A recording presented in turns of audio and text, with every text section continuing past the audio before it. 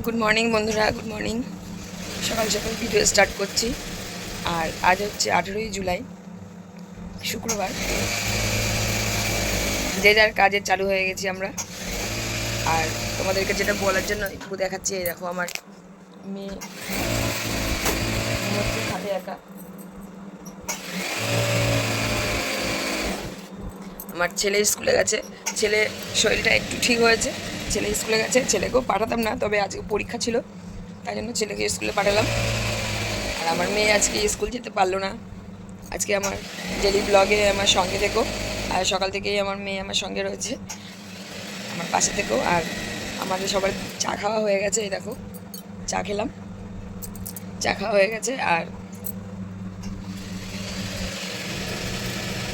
কর্তামশাই মেশিনে বসে গেছে, 7টা বাজতে যায়। আমিও এখন যাব, বাইরের সব কাজকর্ম করবো। আর আমার গলাটাও ভেঙে গেছে, ঠান্ডা লেগেছে। আজকে সারাদিনের আমার ডেলি ব্লগে আমার সঙ্গে থেকো। ঘর বাড়ি সব ঝাড় দেওয়া হয়ে গেছে, আর বারান্দাটাও ঝাড় দিয়ে ধোয়ানো হয়ে গেছে, সব করে গেছে। এখন কলে যাব, কলে গিয়ে কলে বাসন রয়েছে, রান্নাঘরও পরিষ্কার আছে, রান্নাঘরও ঝাড় দিয়েছি। এখন গ্যাসটা মোছাই আছে আমার, দেখো গ্যাস পরিষ্কারই আছে। তাও যেহেতু চা হয়েছে শুধু, এখন গ্যাসটা ভালো করে মুছে, রান্নাঘরটা মুছে কলতলায় যাব। কলতলায় বাসন পড়ে রয়েছে, এই বাসনগুলো ধুয়ে একবারে বাসি নাইটি ছেড়ে তারপরে আসবো।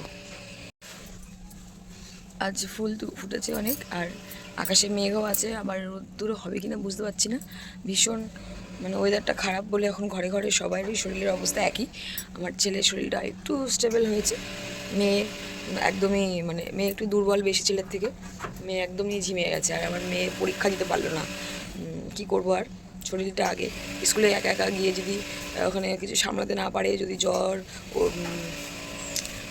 বমি টমি যদি আসে, এরকম জোরে যদি কাশি হয়, খুব অসুবিধা হবে ওর। তার জন্য পরীক্ষাটা ক্যান্সেল করলাম, শরীরটা আগে বাড়িতে রাখলাম ওকে। আর এটা তো ক্লাস টেস্ট, এটা তো সেকেন্ড টার্ম না, ঠিক আছে, অসুবিধা নেই। ছেলে গেছে পরীক্ষা দিতে, ছেলে যাক। আর আমি এখন আমার সব কাজকর্ম সেরে নিই, তারপরে খাবার দাবার বসাবো। কি খাবে কিছুই বলছে না, বলছে কিছুই খাবো না, জানি না কি খাবার খাবে মেয়ে।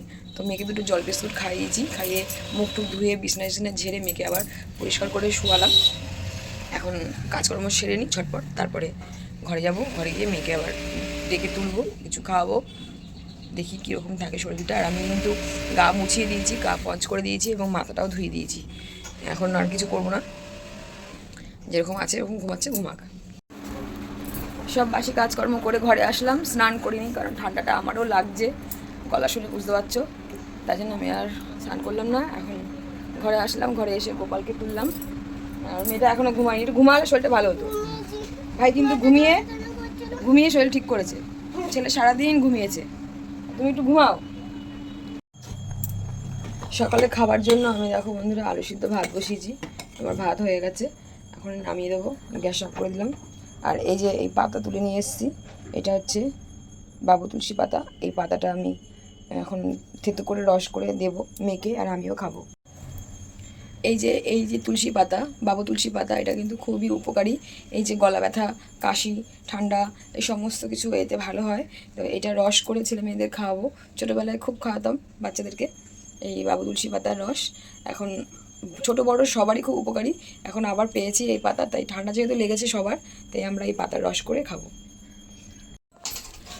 ছেলে আসার আগে, ছেলে এখনো আসেনি, দেরি আছে আসতে, তো মেয়ে তো সকাল থেকে না খাওয়াই রয়েছে, মেয়েকে ভাতটা খাইয়ে দিচ্ছি। এই যে আলু সিদ্ধ ঘি দিয়ে মেখেছি, এটা মেয়েকে খাইয়ে দিই, কারণ মেয়ে খেলে ছেলে আসবে খাবে, তারপরে দেরি হয়ে যাবে অনেক, কতক্ষণ মেয়ে ঘরে শুয়ে রয়েছে না খেয়ে।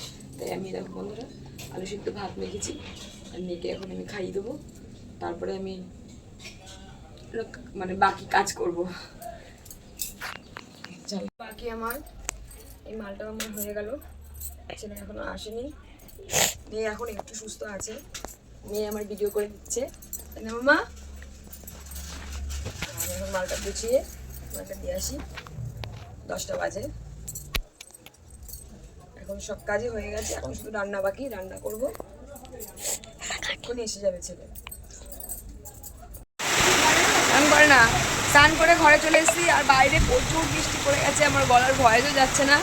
আর রান্না কি করেছি আমি তোমাদের দেখাবো একটু পরে। আগে আমি পুজোটা দিইনি, ছেলে মেয়েকে স্নান করিয়ে দিয়েছি, স্নান টান করিয়ে আমিও স্নান করে রান্নার বাসন মেজে চলে এসেছি। রান্না আমার এখনও পুরোপুরি হয়নি, যেটুকু হয়েছে সেটুকুই আমি দেখাবো, কিন্তু আগে আমি পুজোটা দিইনি, তারপরে আমি তোমাদের সঙ্গে শেয়ার করবো। ঠিক আছে, কাছে যাস না। এখন আমরা পুজো দিতে করছি, আমার আসো পুজো দেবো আমরা, আসো।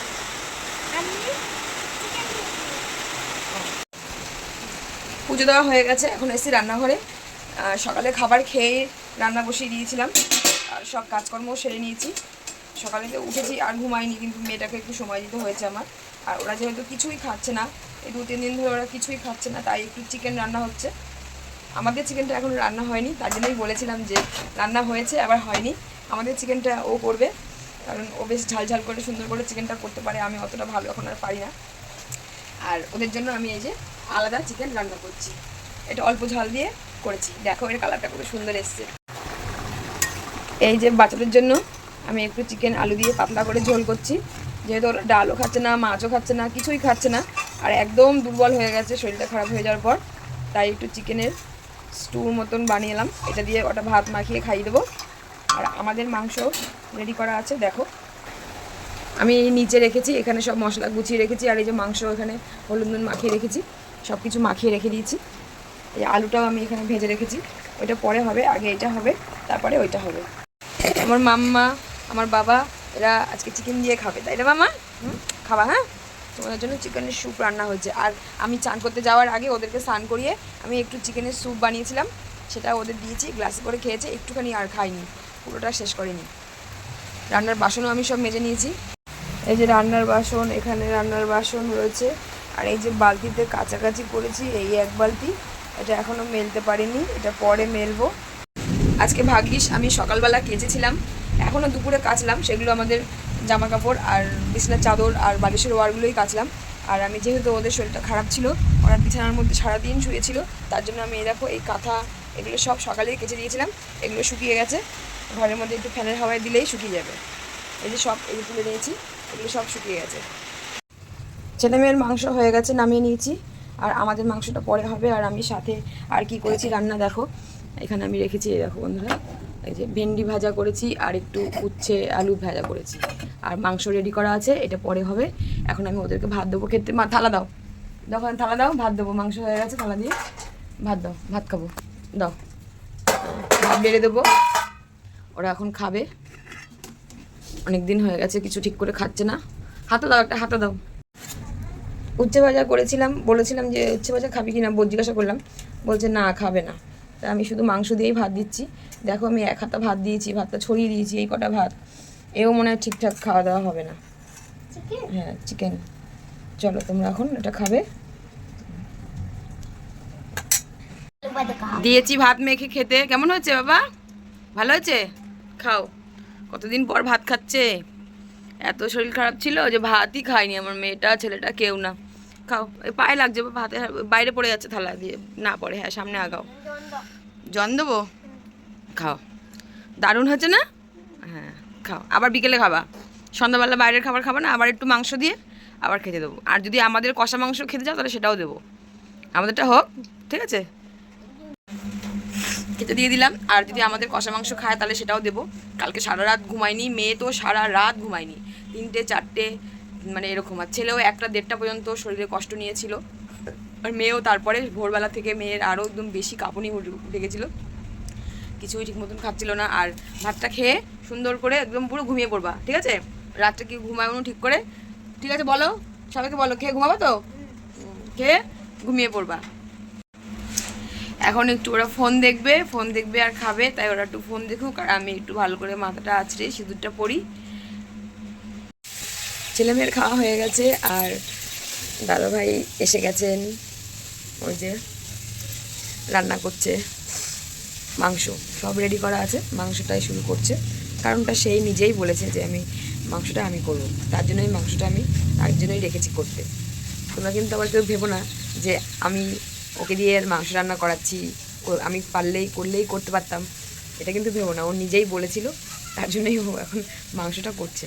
ছেলেমেয়ের খাওয়া হয়ে গেছে, মাংসটা হলেই আমরাও খেতে বসবো। ছেলেমেয়ে ঘুমিয়ে পড়েছে আর আমিও এইমাত্র খেয়ে উঠলাম। ঝাল ঝাল মাংস ভালোই খেলাম। আর আমারও প্রচণ্ড গা হাত পা ব্যথা হয়ে গেছে, মনে হচ্ছে আজকে রাতে নাহলে কালকের মধ্যে আমাকে ঝাঁকিয়ে ধরবে।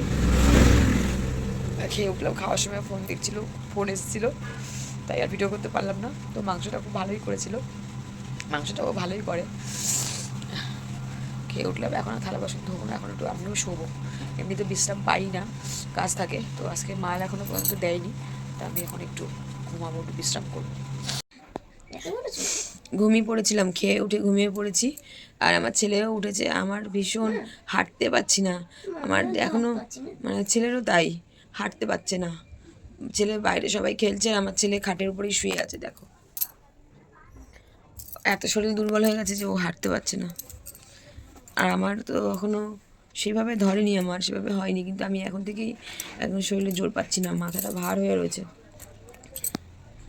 এই যেই কারখানা থেকে এসে দেখছি কাঁথা মুড়ি দিয়ে শুয়ে আছে। ওই যে 2 পেশেন্ট, এই আর এক নতুন পেশেন্ট। তাহলে কালকে কি ব্লক হবে? আজকের ব্লগটা তুমি শেষ করো, বন্ধুদেরকে জানিয়ে দাও। আজকে ডেলি ব্লগটা এখানেই শেষ করলাম। আমার আর শক্তি নেই। শক্তি নেই, মাথা ধরে গেছে একদম, গা হাত পা ব্যথা। ওষুধ খেলাম, কালকে দেখি শরীরের কন্ডিশন। একটা কথা দাও। ঠিক আছে, তাহলে গুড নাইট বলে দাও। Good night. আজকে ডেলি ব্লগটা এখানেই শেষ করলাম বন্ধুরা। সুস্থ হয়ে আবার ডেলি ব্লগ নিয়ে চলে আসবো তোমাদের সামনে।